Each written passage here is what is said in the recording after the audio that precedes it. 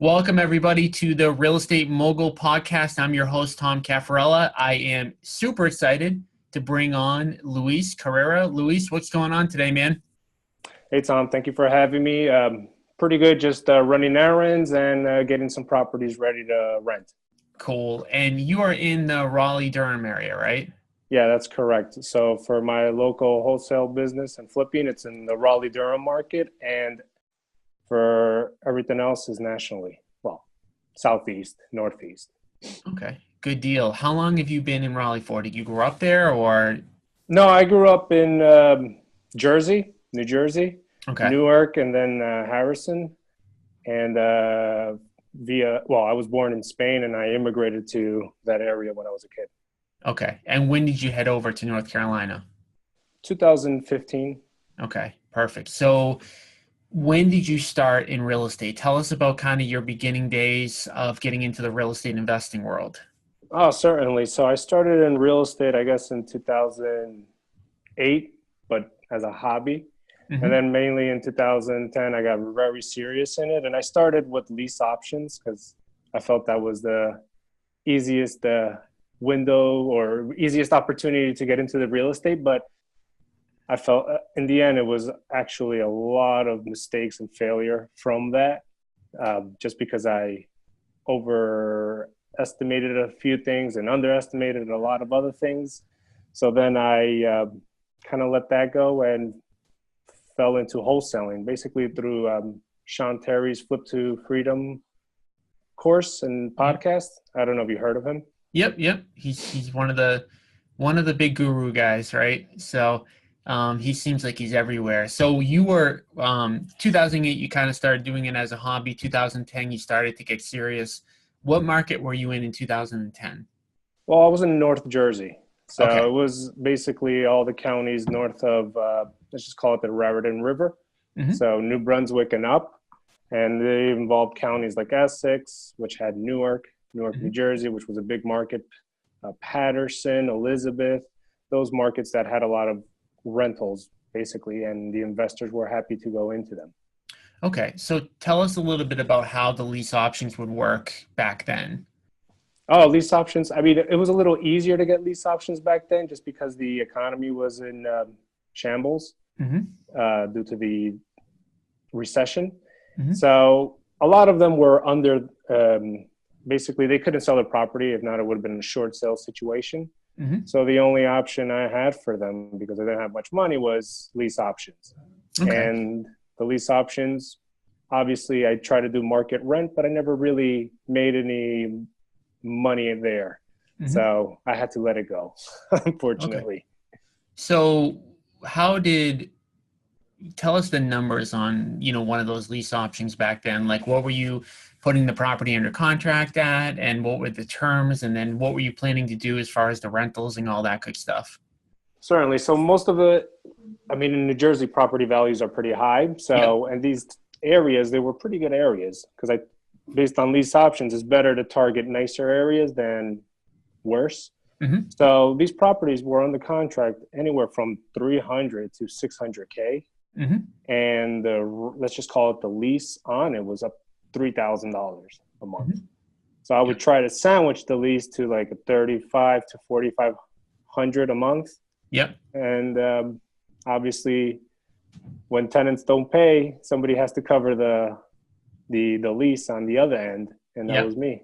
Okay. Yeah. And so what happened at that point? Like when some of them went bust, did you just walk away from them or how does that process work with the lease option?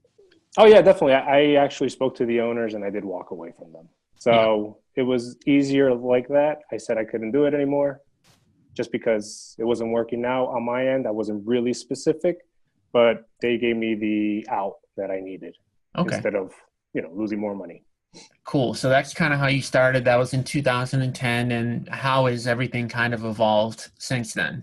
Oh, okay. So basically, I jumped into wholesaling and some flips in 2010, Hmm. just because originally by trade I'm a civil engineer, and I went into building, very nice, not sky, some types of skyscrapers and stadiums in Manhattan, Hmm. because I worked for a big contractor there at the time.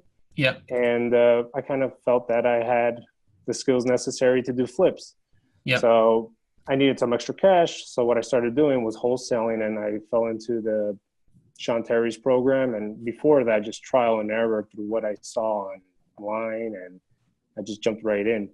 Uh, and the beautiful thing about it is it works. And so I kept on going, started doing some more flips. And then I read Dave Lindahl's book, I think Multifamily Millions, and I really wanted to do apartment complexes just for the equity and to create some type of, I don't know, legacy for me, so to speak. Mhm. So I started trying to do apartments back then. Mhm. And I And didn't, what year was this now? I would say 2000, we're in 2017, let's just call it 2013. I did a few apartments before that, but Mhm. that was just through a private investor, but Yeah. they were on the smaller scale. But I wanted a bigger scale. I wanted to just fly up to do the 100 units, 200 units. Yeah. So I dove into Dave's program, and I had, some issues on the front end, like let's just call it Dave. He preaches a holy trinity, which is a cap rate, cash on cash return, and debt coverage ratio of a certain amount. So I Yeah. try to follow it to the T. Yep. And I was never getting any properties on the contract. Actually, I was being laughed at by brokers and sellers alike. And it was just very frustrating at first until I realized that, okay, once I get these properties on the contract under that model, then that's considered a home run. Mhm. But it's not considered a single or a double or a triple. So I was like, okay, how could I get singles and doubles? How could I do that? So let me look into what I'm doing wrong. Okay, so I made 100 offers on properties this past 6 months. What am I doing wrong? Only one of them got accepted. Mhm. There has to be a better way to get some properties on the contract so I could have a chance, because that's what I really want. I just want a chance, if you know what I mean. Um, so basically, I started becoming more competitive. I lowered these standards because eventually I would have to, the property itself could appreciate and the rents could be raised to reach those certain terms. And I kind of figured that out.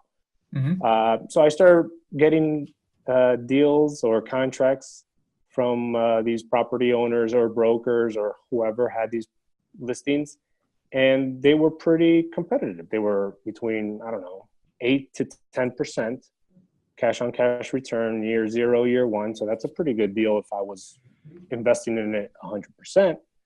So the model for Dave was, okay, now you got to bring those deals and take it to an investor. Mhm. Great. So let's just say I have five contracts under contract every month.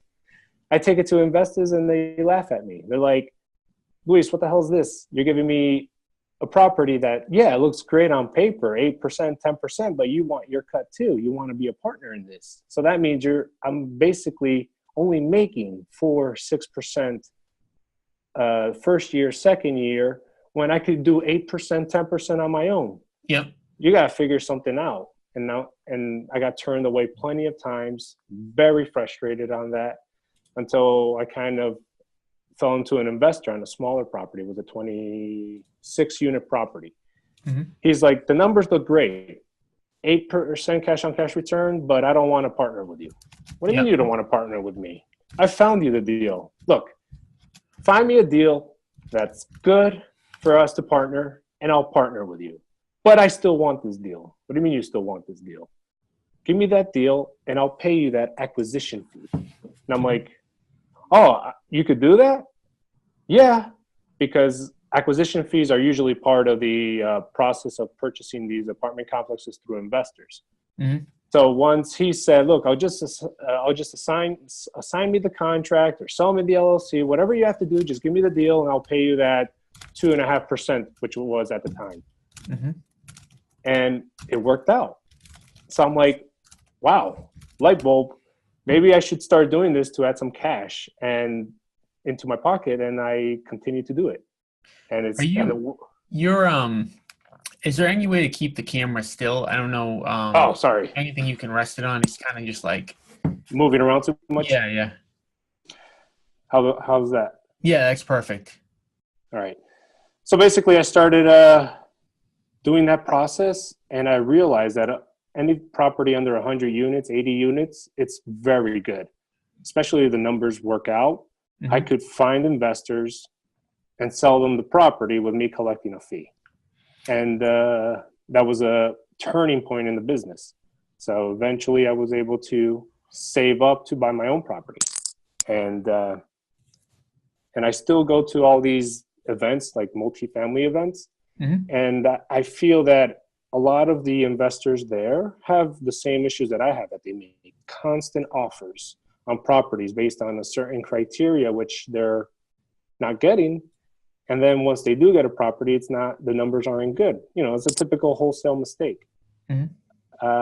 So after speaking with a lot of people, I realized that, wow, a lot of people could benefit from making these little singles and doubles until they find a home run deal. And that's Hmm. what I wanted to share with people. So you're talking about, I mean, most of the work I've ever done personally has been in, smaller residential stuff, single family, multifamily, 4 units, 6 units. Um, what is the typical type of property that you're going after? So basically, right now, what I go after are properties that are anywhere from 20 to like 80 units, 100 units max, Hmm. just because it takes a lot longer to find investors for anything above 100 units. Hmm. The 80 unit threshold, let's just call it, is under 3.5 mil, and an Hmm. investor could easily leverage that if they have anywhere from 500 to $1 million cash And sitting in a bank. are you talking about numbers in the Raleigh market now? No, this is in general in the southeast, Okay. but in the bigger cities, obviously, right now the numbers are a little tighter. So Hmm. wholesaling these properties at a little tighter margin is pretty beneficial, just Hmm. because you really can't jump in on a deal right now, Hmm. especially in our market, Yep. because there's no spread for anyone. There's not enough meat on the bone. So who is the typical seller? So, somebody that has whatever 20, 30, 40 units, is it just an individual person? Is it a group of people? Like who are you typically, speaking with, and how are you reaching out to them? Certainly, there's several ways to reach out to them. One of them is through marketing, and I usually send a couple letters, or I just go to their office if they have an office, and I speak to them. And that's one way, which is just prospecting through like a list that I have of Hmm. all the multifamilies in the area. That's Yep. just locally. Yep. And what I do is I'll speak to them, and some of them are looking to expand or buy a different property, buy a bigger property. So I help them move out of that property and into a new property. Hmm. Those are one of the private sellers. A lot of the deals do come from, believe it or not, brokers. So if the numbers are good and the numbers make sense, I do make a lot of offers to listed properties. And that's another tactic to go ahead instead of searching for a certain property. I mean, you got to build some rapport with some of the brokers so they could send you these deals. But once that's done and you could close on them, they'll start, the floodgates usually open, and they'll talk to other brokers and you get more deals sent your way. So we're talking about listed properties. You're talking about brokers sending you deals. Are you talking about properties that are already listed or properties that are about to hit the market and then you get a first look at? Both. A lot of times, like once you reach some type of rapport with these brokers, like you close on a couple of deals, Hmm. they'll call you first, or you're one of the top five people they called so they can make a quick sale. Okay. So you get one of these calls, and so today, are you typically trying to wholesale these, or are you buying some? And what's the determining factor between whether you wholesale it or you hold on to it yourself? Well, the determining factor is really the numbers. So if I see that a property, okay, the owner wants to sell it and the cash on cash return is 6% Hmm. or 7% or 8%, I know I'm not going to jump in on that. I Hmm. know I'm better off calling a couple of investors that I know that are looking for multifamilies Hmm. and just assigning them the deal, once I have it on the contract. So that's typically the case. So essentially, you're cherry picking the best ones for yourself. Those are the ones that you're putting into your rental property portfolio. On the ones that you're wholesaling where the numbers aren't quite as good, what can you make on a margin on the wholesale fee on average? On the wholesale fee is anywhere from one. I don't be. I'm not selfish, well, so to speak, but it's from 1 to 3%. Okay. So if it's a repeat guy, 1.5% is pretty good. So let's just say a $2 million deal. 1% of that is 20 grand, and it's 2% is 40 grand. So if Hmm. you do 1 to 3 deals a year in this, you could actually make, average salary of a person in the United States. Makes sense. So you talked about, listed properties. You're making offers on listed properties. You're getting first looks at deals from agents, and then you are proactively marketing. What would you say the ratio of like the deals, all the deals that you did in 2017, what percentage came from properties that were already listed that you were making offers on, which came from first looks before they hit the MLS, and then proactively marketing? Proactively marketing, I think it's 15%, Okay. because a lot of owners, they feel that the values are only increasing. So why sell now when they could wait another year or two and sell it then? Or Yep. they're not looking for anything else right now. They're comfortable where they are. So Yep. I would say 80%, 85%, well, from 75 to 85% are first looks or listed properties. Yep. Okay. So, and then between listed properties and first looks, what would you put? Say that it's 80% total. What percentages of it comes from listed properties versus first looks at agents? I would say 60 is first looks, Okay. and 40 is listed properties that have been on the market only a couple of weeks. Cool. So I know obviously the properties that are listed, properties that everybody knows about, you've got to do that in bulk. You've got to make bulk offers in order to potentially get that accepted. What does your process look like in general for putting out offers? How do you calculate them? How do you work with agents to get one of those offers accepted? Well, the typical process is you get the property and you underwrite it. So now I have an underwriter that I always send him the packages, or Mm-hmm. the brokers go directly to him with the emails. They'll Mm-hmm. CC me, and he underwrites it. And the person underwrites it based on certain criteria, the typical gross income, effective gross income. They take off all the expenses, and then there's certain numbers the spreadsheet spits out that will dictate my offer.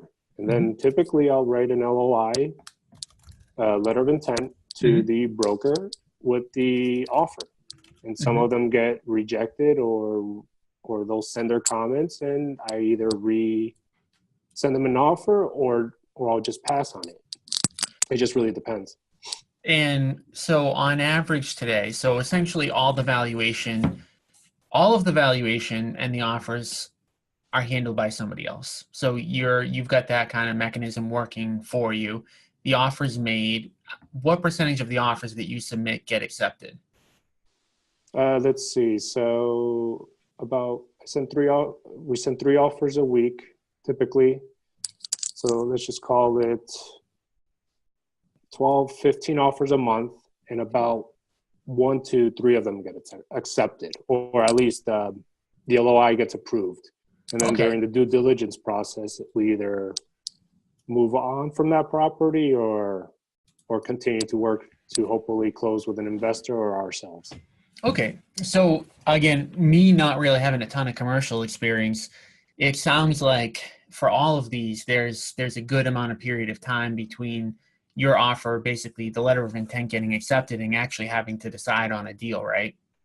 Yeah, typically once they accept the letter of intent, it's a week, 5 days to a week to start the contract or get the contract approved. Yep. And once that gets approved, once I usually get an LOI approved, I already start calling all the investors I know, Hmm. and especially for those markets, the Raleigh-Durham market, I have tons of investors that are interested in multifamily, and then other markets, I just have to kind of pick and choose which investors would love to go there or not, or are already there. So when you're writing up your offers, you're basing it almost probably on what you know your investors will pay. Is that correct? Uh, well, basically, I always write the offers based on leveraged offers. So I know basically if an investor has to come in with 400K, I know which investors to target. Hmm. And the contract is written up basically that we're going to leverage 70% of the sale price, and the rest is the investor or the group coming in with the difference. Okay. And that's their investment typically. And I typically calculate the values on their investment. Okay. So you make an offer that's listed on the MLS based on the number that your underwriter is giving you that works for you. You get the property tied up. You're reaching out to the investors that you work with on those deals. Tell us how you found those investors to begin with, because I think a lot of people are afraid, right? I mean, this is something I hear all the time. I'm worried. What happens if I get a deal? How am I going to sell it? So tell us how you made those contacts initially. Well, there's many ways to make contacts, and that's something that every investor that wants to do anything, either wholesaling on a smaller scale to a larger scale, they have to go out and prospect and Hmm. find investors. So typically, what's worked best for me is people that are in my circle that I already worked on several flips with, or Hmm. they purchased properties. I'll usually go to them, especially locally. Hmm. On the other hand, I do prospect a lot by going to these other events nationally, which are multifamily events, which they have tons of investors there that are still looking, that they want to purchase property for themselves and haven't found the right one. Hmm. So I put in a lot of time into that, about one event a month. And then every other day, I'm at high end hotels prospecting with these people coming in at the bar Hmm. and talking to them what in regards to what I do, because a lot of them, believe it or not, are very interested in real estate. So as long as you continue to get names every day from the right sources, that's why I go to high end hotels, Hmm. because it costs 400, $500 a night to stay there, and not everybody's going to stay there. Hmm. So I like prospecting that way, and it's fun. Cool. So you're making a bunch of offers, you get them accepted, you blast it out to your list. How frequently do you have to back out of a deal because you couldn't find an investor to come in and take over? Well, let's just call it 25%, and it's during the due diligence period. Yep. uh, because we discover a few things that were not, let's just call it kosher, and they weren't what the seller was saying or what the broker was saying. So they were not. It's not that they were being dishonest. It's just it doesn't work out then. After you inspect the property, there's a lot more deferred maintenance that needs to be taken care of, which increases the initial cash investment. So a lot of the times, if it's a lot of deferred maintenance or there's other problems that aren't set up front, that's when we back out. And the Yeah. beautiful thing about the way I target is I target basically under 100 units, under 80, because those are easier to move than anything bigger, and it requires a less investment on the front end, especially fixing up 40 units as opposed to fixing up 180 units. So you're talking about though, backing out because there's an issue with the property. How often do you have to back out because you just can't find an investor for that deal? Um, I've backed out several times. The thing is, when you target smaller properties and you target the right buyer, Hmm. it's not like I'm going to just one buyer. I'm going to 5 to 10 buyers in a certain area that have cash reserves that I know could purchase, or previous investors that are still calling me to this day to say, "Hey, I have 500K or a million. Please find me a property ASAP." So Mm. I'll go to them first. If they back out because they can't financially close, then I do have to back out, and that's about uh, the close rate is basically around 50%, 60% close, and the other 40 doesn't close because of a number of things: Mm. deferred maintenance, and the actual buyer backs out. Mm. So the beautiful thing is, I require these buyers to put in the earnest money deposit for these properties so that I am not liable, any of my cash reserves is not liable. It's their cash reserves. So when I Hmm. know they're serious is when they put in an earnest money deposit of like 1 or 2% of the property value. Makes So sense. so that Um, gives me a good that gives me a good faith that they're either going to close, or if they don't close, it's just because the property wasn't what they thought. and okay, what about the ones that you hold on to? So say that one of these comes across your desk and the numbers are awesome and you want to hold on to it. How are you going about structuring the financing, um, getting, all that good stuff?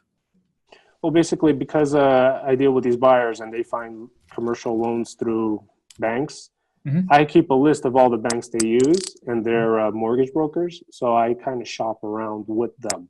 And Hmm. I'm not talking about 100-unit properties. I'm talking right now at 20, just because the way I save money, I have other investments going on and a lot of marketing that I do, Yep. that I always save a certain amount. So I could buy one property every 3 months, but it's around 30 to 40 units. Okay. So say Because on because the reserve the for a 30-unit property, it's could be a million, and all you need is 200, 300K just to invest in that property. So okay. for me, I'm a lot more pickier than for somebody else. So say for you, you hold on to it. Um, it requires say $200,000 of your own capital, right? Hmm. Are you putting that money in just from like money you have in the bank, or are you raising money somehow to gap fund on that 200,000? Well, some of it, if it's a 200K and I have it, it's for me. Yep. So I'll put it all in. Yep. Obviously, I'm a believer of other people's money. Yep. So in some cases, when just an investor comes along and they have 100K to invest, I'm like, okay, come with me on this property. But Mhm. for the ones that I keep, I try to be in it 100% because that's how my goals are set out.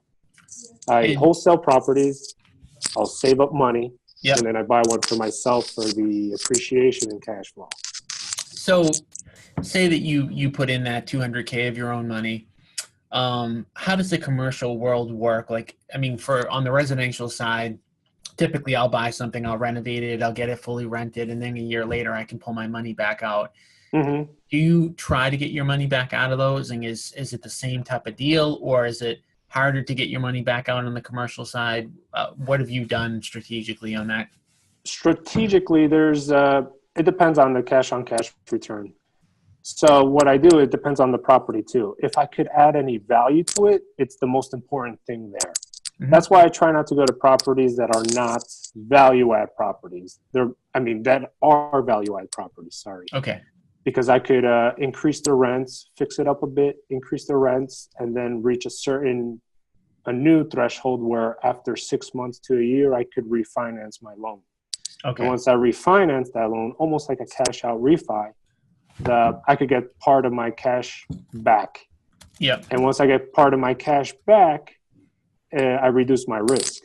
Hmm. So that's what I target. And when you target that, eventually you could reduce your cash risk to the point that it's zero. Yep. And that means it's infinite returns on your end. And that's usually the goal, but it takes some time. It's not, a month or two. It's typically 6 months to almost 2 years, just because you have to do renovations and whatnot. And how are you managing the units that you own? I get managers for each property. One's like so it's not one company that manages all of them, It or depends on the property. I'm not yep. going to put in a C manager in a B property.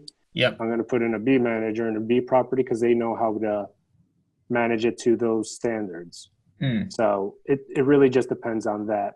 And to circle back on commercial loans, I believe they're easier to get than single family up to four unit loans, just because the lenders themselves, they look more at the property than at the individual. Hmm. So that's a good thing. As long as you have a good credit and you have some cash reserves, they usually don't look don't look deeper, and they look more into the property. So as long as the numbers make sense for them, I've never really had a problem.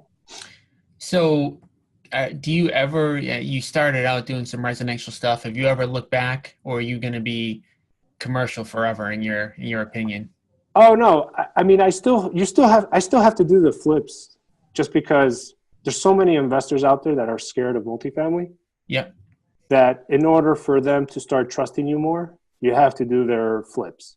You have to help them invest their money in a local flip or a 2-unit property and other similar properties.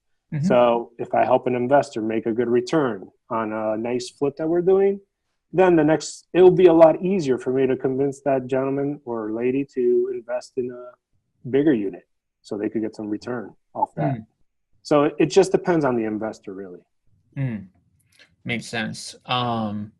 So if you were to start over again, would you hit any residential stuff, or would you just go right into commercial?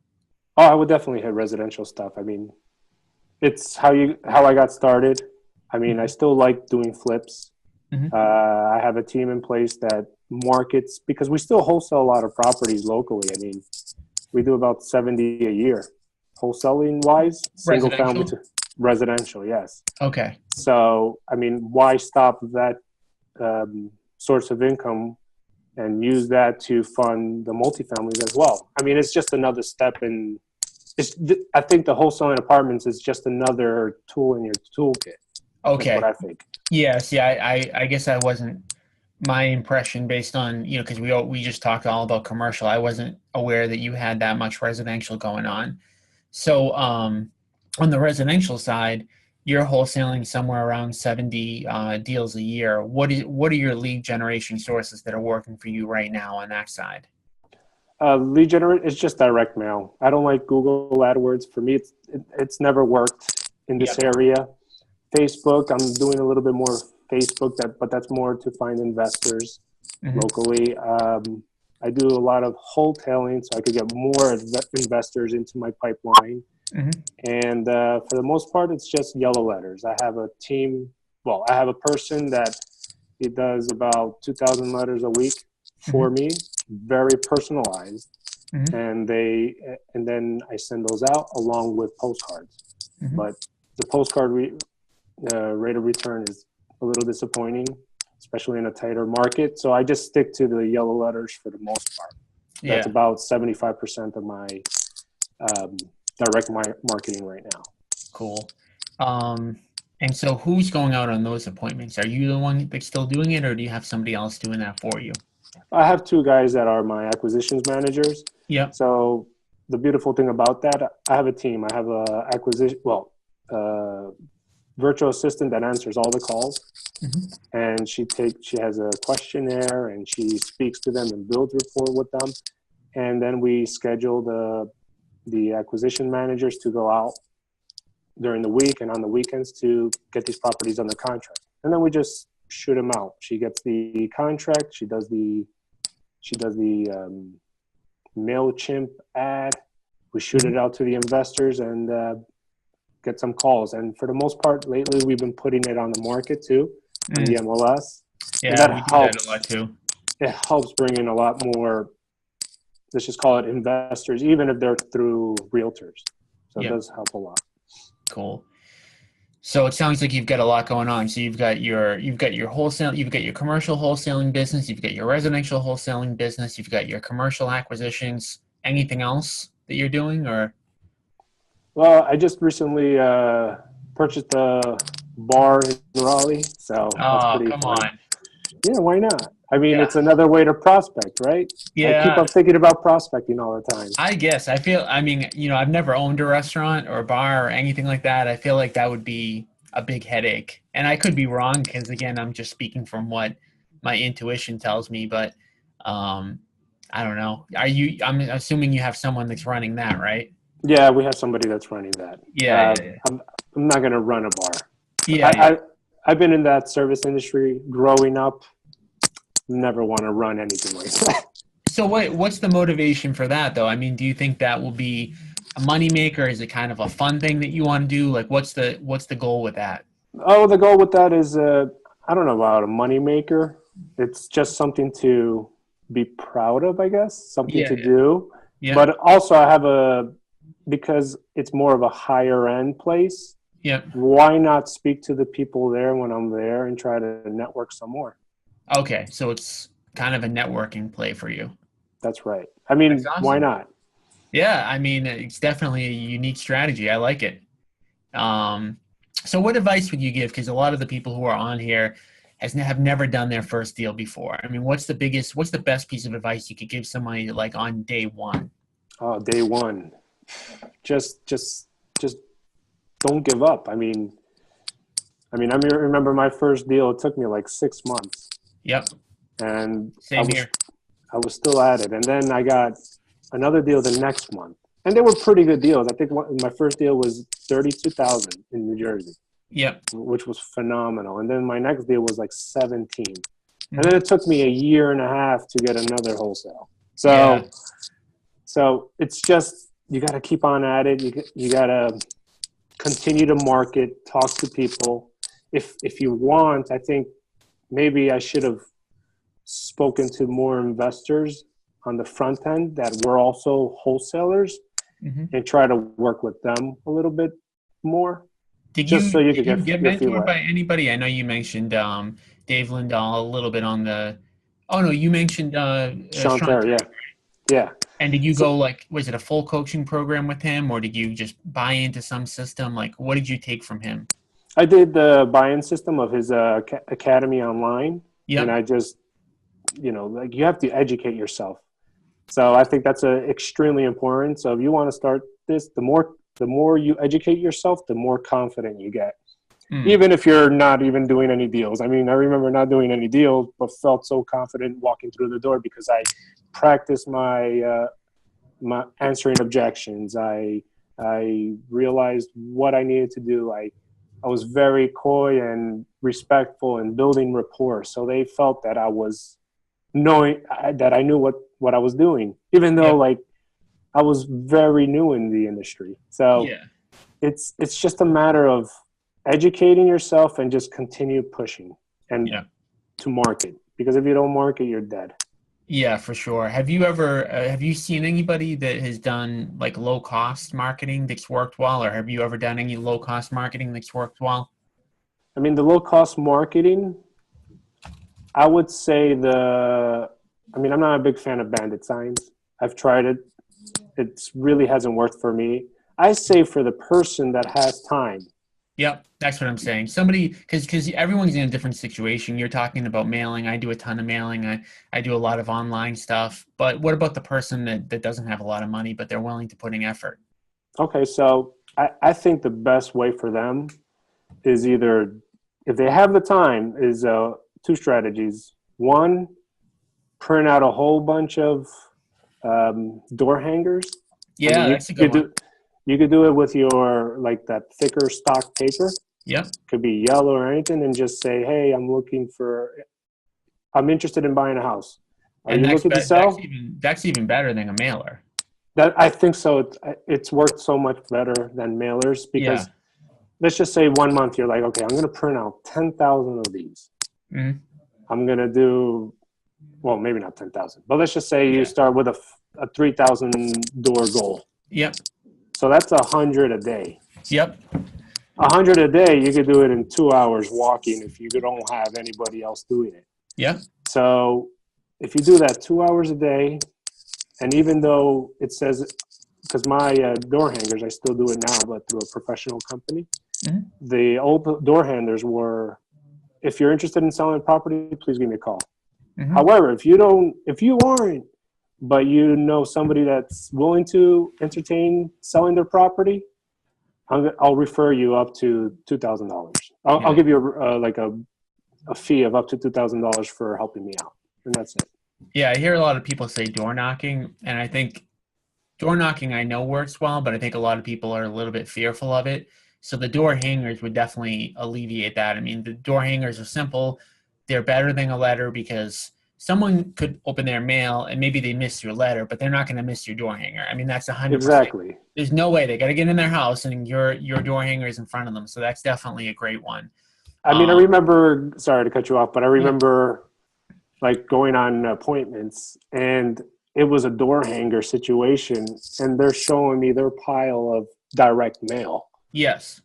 I'm like, wow, you got like 40 letters there or 40 letters and postcards. But yeah, you called my door hanger. Well, yeah, because you're the only one that might give me a fee for referring my cousin who's looking to sell their house. I'm like, oh, Mm, perfect. yeah. So I, at least they look at it because they have to go through their front door. Hmm. Through, if something's in the mail, they could easily just throw it out if they Yeah. wanted to. Cool. And like you mentioned, I think what the other, huge thing besides marketing, because you need to market for an investor. The only way you can really get great deals is if they haven't hit the MLS yet. So marketing is huge and not giving up. So I think a lot of people, they really want to get into this business. There's a huge learning curve in the beginning, which is why you need to always be educating yourself. And it just takes a lot of activation energy. So now you're doing 70 residential wholesale deals, and that wasn't even the primary thing we talked about today, because you've gotten to that point, and it just gets a lot easier. And I think a lot of people give up, almost just before they're about to kind of crack it. So it's definitely worth it. I mean, I think it's the best job in the world, being a real estate investor. And there's tons of money to be made, and just an awesome lifestyle. I mean, some of the stuff that you've talked about that you've been able to do, traveling and just kind of living your life the way you want to. So, any parting words for anyone? Well, just basically don't give up. Yep.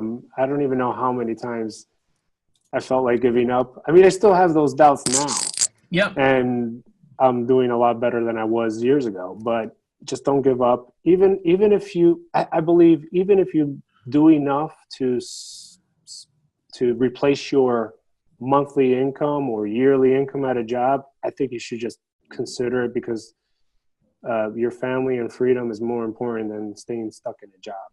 Definitely. So, if our listeners want to reach out to you, what's the best way to contact you? They could call me or text me at my cell phone, which is 973-902-7203. They could find me on Facebook at IP Group NC, or they could email me personally at innovativeholding@gmail. Cool. So you won't get rid of the New Jersey phone number. Nope. I mean, I have so many contacts through there, Yeah. and it Yeah. looks, I mean, when I speak to investors in the tri-state area or when I'm up there, Yep. like this weekend, um, I like visiting them, and they like seeing that I'm from the area. And then even when I'm down here, they see a 973 number. They're like, "Oh, look, another Yankees taking over." Yeah. So I'm like, "Thanks." Awesome. Well, I want to thank you today for joining us and giving all your wisdom. And I know the listeners definitely appreciate it. So thank you for coming on. All right. Thank you, Tom, for having me. It was a pleasure. Awesome. And thank you, everybody. This is Tom Caffarella from the Real Estate Mogul Podcast. We'll see you guys again in a couple of weeks. Thank you.